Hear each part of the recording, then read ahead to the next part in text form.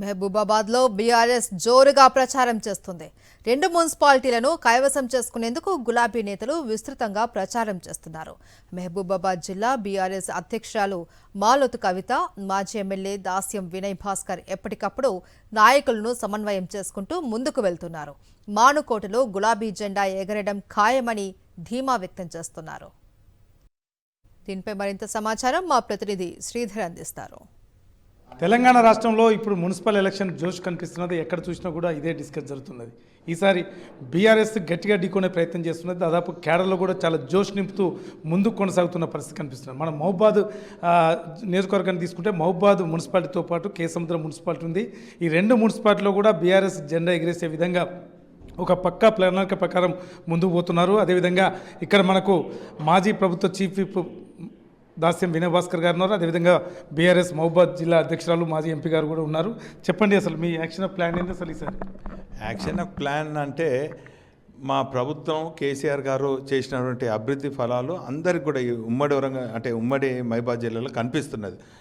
Medical college అయితేనేమి, అదేవిధంగా జిల్లా కేంద్రం అయితేనేమి, అభివృద్ధి కార్యక్రమాలు, రోడ్లు, మున్సిపాలిటీ నిధులు, సెంటర్ లైటింగ్, పార్కు, ఇవన్నీ కూడా అభివృద్ధి ఫలాలు గత 10 ఏళ్లలో కేసీఆర్ గారి నాయకత్వంలో మరి ఇక్కడ ప్రజలందరూ కూడా అనుభవించారు. మరి 2 ఏళ్ల నుంచి ఏం కనబడుతుందంటే ఆటోలకు ఎగ్గొట్టినటువంటి ఆటో కార్మికులు దయనీయమైనటువంటి పరిస్థితులు ఉన్నది.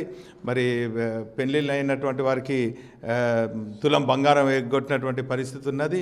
మరి నిరుద్యోగులకు ఆత్మహత్యలకు పోతున్నారు, ఆటో కార్మికులు ఆత్మహత్య పోతున్నారు. మరి 10 ఏళ్లలో రైతులందరూ కూడా వ్యవసాయం పండుగలాగా ఉండడం ఇప్పుడు దండుగాని మరొకసారి రైతులు అంటున్నారు. దండుగానుడు కాదు, వాళ్ళు మరొక్కసారి ఆత్మహత్యల వైపు చూస్తున్నారు. కాబట్టి ఇవన్నీ కూడా ఈ 2.5 ఏళ్లలో విధ్వంసం జరిగింది. తెలంగాణ రాష్ట్రం మొత్తం విధ్వంసం జరిగింది. ఆ జిల్లాలలో మహబూబాద్ జిల్లా కూడా ఒకటి. కాబట్టి ప్రజలందరూ కూడా కేసీఆర్ వైపు చూస్తున్నారు, గులాబీ కండువా వైపు చూస్తున్నారు. ఖచ్చితంగా మున్సిపాలిటీలు 36కి అత్యధిక శాతం మెజార్టీ గెలిపించే పరిస్థితి ఉన్నది. ఖచ్చితంగా మీరు రాసి పెట్టుకోండి. మరి 13వ తారీఖు రిజల్ట్స్ వచ్చే రోజు మహబూబాద్లో మున్సిపల్ కార్పొరేషన్ మున్సిపాలిటీ మీద గులాబీ జెండా ఎగరేయటం ఖాయం.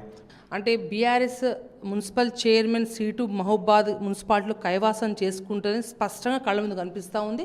అభ్యర్థులు కూడా ఇవాళ అధికార పార్టీ ఉండి, వాళ్ళ ఎమ్మెల్యేలు ఉండి, ఎంపీలు ఉండి, ఇక్కడ అందరు వాళ్ళకి సపోర్ట్ ఉన్నప్పుడు కూడా ప్రజల సపోర్ట్ లేదు వాళ్ళకు. వాళ్ళు 2 ఏళ్లకు మొన్న ఎలక్షన్స్లో ఏదైతే వాళ్ళు భ్రమపడి అతి ఆశకు పోయి, అంటే ప్రజలు పాపం ఆశపడి, అంటే కేసీఆర్ మంచోడే కానీ ఒక ఉదయం కొంచెం కాంగ్రెస్కి వేయాలని చెప్పేసి అయితే ఆశపడ్డారు. వాళ్ళు మోసపూరితమైన 420 హామీలు, 6 గ్యారెంటీలు ఏవి చెప్పినో దాంట్లో ప్రజలు మోసపోయిన విషయం స్పష్టంగా అర్థం చేసుకుని వాళ్ళు ఈ మన సర్పంచ్ ఎలక్షన్లో కూడా మీరు గమనించండి. మా మహబూబాద్ జిల్లాలో బ్రహ్మాండంగా, అదే పర్టికులర్ మా మహబూబాద్ కాన్స్టిట్యున్సీలో మేము దగ్గర డి అనే విధంగా సర్పంచ్ స్థానాన్ని కైవసం చేసుకున్నాం. అలా సింబల్స్ లేవు, అంటే సర్పంచ్ సింబల్స్ లేవు. కానీ ఇవాళ కేసీఆర్ గారి గుర్తైన మా నాయకుడు గుర్తు, కారు గుర్తు మీద పోటీ చేయడానికి అందరూ అంటే ఎవరైతే అభ్యర్థులందరూ కూడా చాలా సంతోషంగా ఆనందంగా ఉన్నారు. 36 వార్డులలో మేము 100 పాళ్ళు అత్యధికంగా, అంటే వాళ్ళు అధికార బలం పెట్టుకొని పోలీసులతో కావచ్చు, రకరకాల ఎన్ని ప్రలోభాలకు లోబర్చినా కూడా ప్రజలు మాత్రం కేసీఆర్ వెనంటే ఉన్నారు, మా పక్షాన ఉన్నారు. ఖచ్చితంగా మానుకోట గులాబీ జెండా ఎగరడం ఖాయం.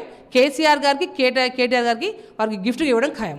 ఇది మొత్తం కవిత గారు చెప్తున్నారు. 2 ఏళ్ల క్రితం మోసపూరిత వాగ్దానాలతో గెలిచారు తప్ప 2 ఏళ్లలో ఎటువంటి అభివృద్ధి చేయలేదు. గతంలో చేసిన కేసీఆర్ నాయకత్వంలో చేసిన అభివృద్ధి పనులు తప్ప ఏం చేయలేదు. కాబట్టి తప్పనిసరి ఈసారి మహబూబాద్ కేసముద్రం మున్సిపల్ ప్రజలు మాకే పట్టం కడతారని కవిత చెప్తున్నారు. వీడియో రామరాజ్తో శ్రీధర్ రెడ్డి, సాక్షి న్యూస్, మహబూబాద్.